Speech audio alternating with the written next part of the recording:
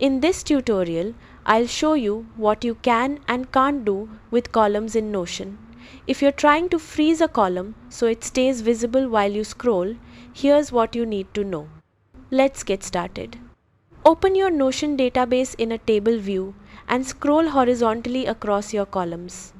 At the moment, Notion doesn't have a built-in feature to freeze or pin columns like you can in Microsoft Excel or Google Sheets.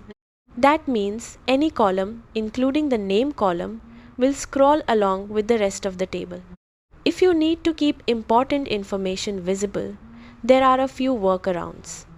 Keep your most important properties, such as name, status, or priority, at the beginning of your table by dragging the columns into the order you use most often.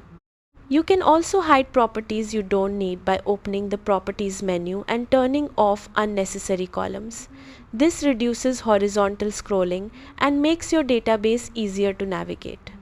If your database contains a lot of information, consider creating a filtered view with only the properties you need for a specific task. This keeps your workspace cleaner and helps you focus on the most important data.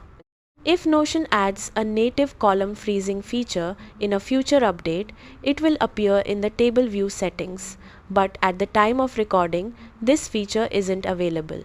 That's how to manage columns in Notion. Thanks for watching.